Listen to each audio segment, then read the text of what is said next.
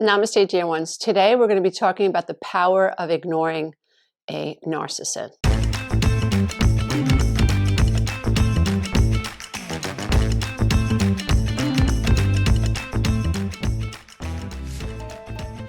So let's take a moment to recognize the insidious nature of narcissistic abuse. It creeps into your life like a thief in the night, robbing you of your self-worth, your hope, and joy. The characteristics of this abuse often manifest in deceptive charm. A narcissist may start with a grand display of affection, using love-bombing techniques to overwhelm you with attention and affection. They know just how to captivate your heart and mind before revealing their true colors. Manipulation, gaslighting, and emotional blackmail become the tools of the trade when they feel you slipping away or asserting your needs. The emotional toll of narcissistic abuse is profound. As the relationship progresses, the subtle shifts become more pronounced. You may find yourself walking on eggshells, constantly gauging their moods and adjusting your behavior to avoid their wrath. Every criticism, every belittling comment digs deeper into your psyche, creating a dangerous stance of self-doubt. You start to feel as though nothing you do is ever good enough, and over time, these feelings erode your confidence. The love that once felt so intoxicating becomes entangled with fear, a fear of their anger or disapproval that prevents you from expressing your true self. Moreover, the narcissist's charm can be so compelling that you may second-guess your perception of reality. Their manipulative tactics, such as gaslighting, leave you questioning your sanity. You remember a conversation one way, only to have them insist it never happened that way. The uncertainty breeds cognitive dissonance and emotional turmoil that leaves you vacillating between disbelief and tons of confusion. This manipulation cracks the foundation of your reality, causing you to feel lost in a maze of emotional upheaval, amplifying the critical importance of understanding these characteristics to reclaim your personal power. Understanding the power narcissists seek at the heart of narcissistic behavior is an insatiable hunger for power. They crave control, not merely over their own lives, but over the lives of those around them. The narcissist views relationships as an extension of self, demanding adoration and compliance while refusing to reciprocate genuine care. Their need for dominance is often driven by deep-seated insecurities and unresolved trauma, which they compensate for by asserting power over their victims. Your emotional landscape becomes a battleground where they assert their dominance, often without any regard for your feelings or well-being. The power dynamics at play involve more than just verbal or emotional abuse. They intertwine your sense of self with their whims. Narcissists manipulate reality to serve their agenda, creating a twisted narrative where they portray themselves as the victim or martyr. By constantly shifting blame and minimizing your experiences, they can maintain the upper hand in the relationship. This dynamic can be exhausting, leaving you feeling drained and confused as you navigate the minefield of their emotional demands. Recognizing that the narcissist is after your power is the first critical step in breaking free. Understand that their attempts at control are primarily rooted in their own fears and inadequacies. The moment you begin to view their actions through the lens of their dysfunction rather than your worth, you initiate a transformation within yourself. Empowerment lies in the knowledge that their machinations stem from their need for validation, not from an objective truth about your value or your capabilities.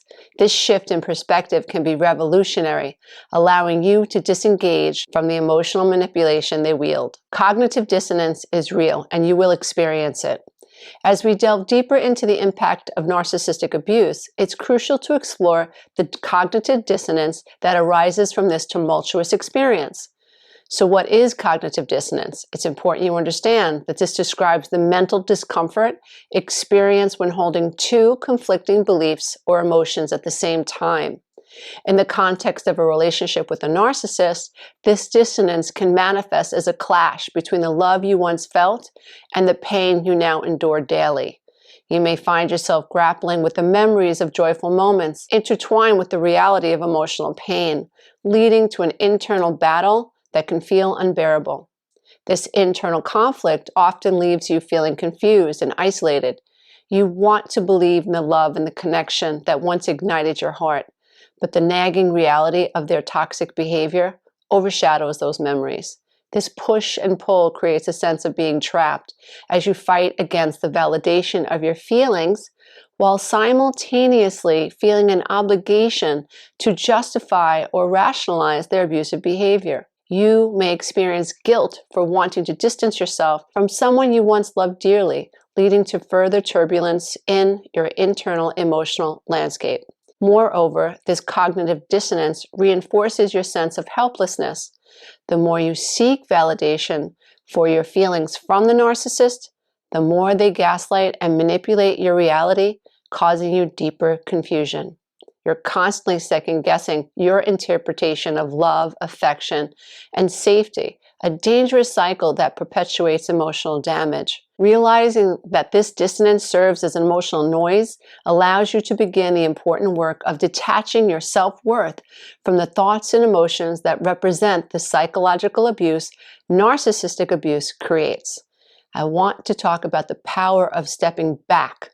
Stepping back from a relationship with the narcissist is a transformative act of self-preservation and empowerment. In the deliberate withdrawal, you, dear one, create a vital space for clarity and reflection, allowing your true feelings to surface without the chaotic influence of their energy. When you step back, you begin to observe the dynamics at play, recognizing the patterns that have kept you ensnared for so long. This pause becomes a sanctuary where you can discern what is genuinely yours versus the toxic beliefs imposed upon you by someone who thrives on control. In this new space, you reclaim the autonomy that has long been overshadowed by their demands. As you detach emotionally and mentally from the chaotic influences of a narcissist, the grip of cognitive dissonance begins to loosen. You start to see the discrepancies between the facade presented by the narcissist and the reality of your lived experiences. This newfound perspective allows you to gather insights into the untruths that have been woven into your narrative, liberating you from the constant cycle of confusion and self-doubt. You may find that the emotional burden you've carried is not yours to bear, but rather a shadow cast by the insecurities of the narcissist. Stepping back offers you the space to breathe, reevaluate, and ultimately disentangle your worth from their chaotic reactions to you. Furthermore, this act of stepping back equips you with the mental and emotional skills necessary to begin reclaiming your power. By observing without engaging, you learn to identify the manipulative tactics that once held sway over you. Each moment of detachment fortifies your resolve, showing you that the grip of their influence weakens when you refuse to feed into their narrative. In this empowered state, you can begin to cultivate a more compassionate relationship with yourself. You can prioritize self-care, seek validation from your inner voice, and rebuild your sense of self outside the confines of the narcissist's demands. Ultimately, stepping back is not just an act of escape, it is a powerful declaration of self-worth and the first step toward a life lived authentically. A life where you get to decide who you are. A life where you get to decide what you think. A life where you get to decide what you believe and what's right for you. I can tell you when you start to namaste and walk away, when you start to really, really embody the power of shati, which is essentially my tool that allowed me to stop engaging with narcissistic people in my life. And the more codependent you are, the harder this is in the beginning. It's like ripping your skin off because you have an addiction to having people see you in a way that allows you to feel seen and heard and good enough. As children, codependents learn that they have to do and do and do for others in order not to be abused, in order not to be criticized, in order to not to be withheld love. We learned early that the more we fawn, the more we ignore the self, the more that we smile, the more that we anticipate the needs of others, the less pain we experience in our childhood. Unfortunately, at the subconscious level and at the neurological level and at the level of our belief systems, we become wired to behave this way. And who do we attract? We do not attract the healthy people hanging out at the water cooler. If we walked into a room full of 100 men, if we are highly codependent women, or if we are women with inner child wounds that are unrecovered, we would gravitate towards the one man in the room that was highly toxic, that was highly narcissistic, that had a gambling issue, or who had an alcoholic issue.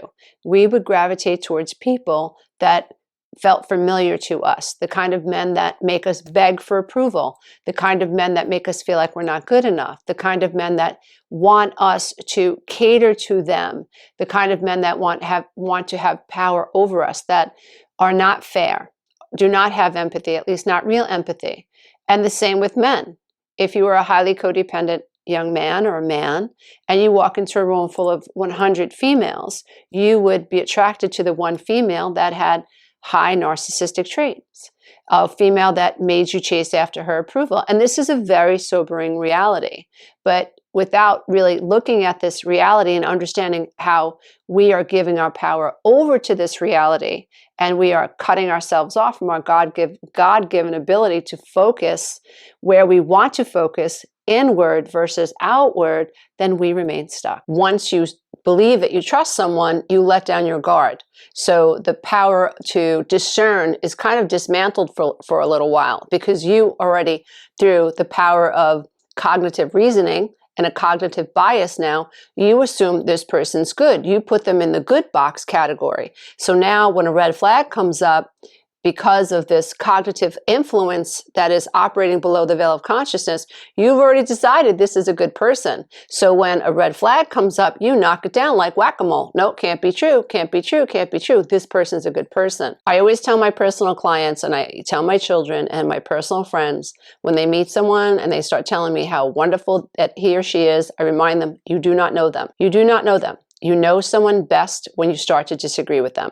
You know someone best when you have the power to say, I don't agree with you, or no, I'd like not to do that, or I prefer you not talk to me this way, I prefer that you talk to me this way. Or when you use that type of language on me, I feel minimized. It feels like you're devaluing me. Or I really don't like sarcasm. The meaning of sarcasm is ripping off your skin. So I prefer that we don't discuss things in that way. That person's reaction will tell you who they are.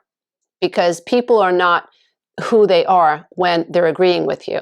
People are who they are when they're disagreeing with you, when they feel like they're losing power in the relationship. Healthy relationships are not about power. They're about being mutually respectful of one another and seeing one another and having goodwill towards one another. When you're with someone who is unhealthy, it's so sad because that person only sees you as the aggressor. They see you as the one who's wrong. They see themselves as the victim. They see themselves as the martyr. They could have thrown a boulder into your relationship by some action, but they will never ever take accountability for the reaction. A narcissist is upset with you for having a reaction to what they've done to cause the reaction. And it can be hard because the more codependent you are, the more uncomfortable you are with telling the truth. The more uncomfortable you are with setting boundaries. The more uncomfortable you are with saying to someone that you're entangled with, like, that wasn't cool. And it's really confusing when you have cognitive dissonance and you're brainwashed to have self-doubt since you're a child. You've experienced parental gaslighting your whole entire life. It's super confusing to sift through the emotional noise inside your own mind that has to do with your own side of mental unrest, when in addition to your own internal negative dialogue, you have a narcissist that is piling on top of that already fractured sense of self.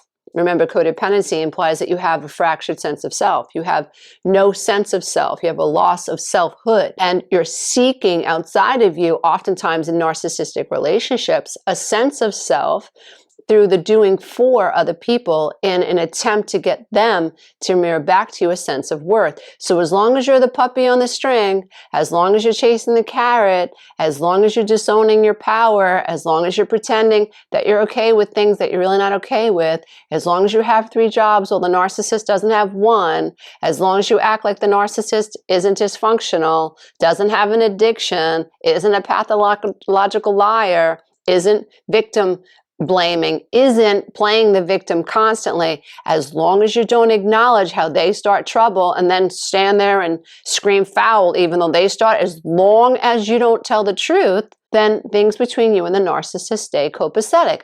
But the minute you start telling the truth, that's when all of your fears are going to come to the surface, the fear of abandonment, the fear of setting a boundary, the fear of disapproval. And that's why in the work that I do, it's so important that as a life coach, a mentor, and guide, I bring people right to that space. I want to talk about exactly what happened to them as children when their power was taken away, when they were unable and not permitted to develop a healthy ego boundary. I want to understand the feelings and the emotions and the thoughts that manifested, because once we unravel that space, we can help set people free. The power of ignoring a narcissist is miraculous, and it's transformational. And it begins with understanding what is really going on. It begins with understanding that through the power of our consciousness, we are helping to keep this dynamic alive. As long as I say within my own consciousness, I'm afraid of this person, or this person has power over me, or I'll never be able to make it on my own. All of the things that people who've experienced narcissistic abuse experience, all of these ideas are us participating in this sculpture that eventually manifests, where our thoughts are like clay, and the manifestation in our relationships is the end product. So we really want to start paying much more attention to the power of our focus. All our power is in the now. I remember when my ex-husband transformed from this giant to a 2-year-old, like almost right in front of my face. Once I began to understand what was happening, he's controlling my life through my thoughts and through my emotions. And he is exploiting these little girl wounds, these inner child wounds of not feeling good enough. Oh my God, I'm perpetuating that narrative. I'm giving into this narrative. I'm stepping away and cutting myself off from my God-given power to believe myself worthy. What would happen if I created a space in which I could observe his tools of manipulation? What would happen if I stopped giving my power over to him? What would happen if I started confronting the way that he treated me, at least in my own head? Confronting narcissists doesn't work. They always double down. And it's the hardest thing to walk away from someone that you love or you want to love when you know they're not going to see you, they're not going to hear you, they're just going to double down. Right? It's so difficult, but it's so important. But I began to understand that the power was inside of me to start detaching. So I needed to create this incredible sacred space in which I was able to clearly see that I was giving my power over to this person through worrying about what he thought about me. Cognitive dissonance got a hold of me. He was telling me who I was and who I wasn't, telling me that I was a negative person and all this stuff. I was selfish, blah, blah, blah.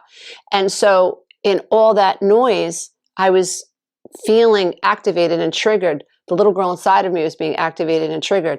And in that space, I was perpetuating this toxic loop, this toxic feedback loop. And when I could finally see how my power, all of the power of the now, of my consciousness, was being hijacked by this manipulative person, that awakening, that, wow, okay, I'm giving my power over, albeit through narcissistic abuse. It's not my fault. I'm a victim here. But how do I stop being a victim? How do I start taking my power back? How do I start controlling my focus? How do I start detaching and detangling? It is miraculous work, but it is not easy work. But it does work. So there is power in ignoring a narcissist, and you can reclaim your inner landscape once you understand what's happening at a fundamental emotional, spiritual, mental, and psychological level. You can detach yourself. It takes practice and it takes life skills. And if you'd like to know how I can help you achieve this incredible power within yourself through healing at the subconscious level, please visit www.lisaaromano.com to learn more. My next 12-week breakthrough coaching program launches live soon, and it is an honor to be your guide as we learn to pick ourselves up and out of these toxic conversations inside our head, as well as the ones outside of us, and we reclaim our personal power. This is not the end, dear one. This is just the beginning. Namaste until next time, as I bow to the love and light that is absolutely in you. Bye for now. Hey, if you love this content, don't forget to check out the next video, and you can go to my website and take the Codependency quiz.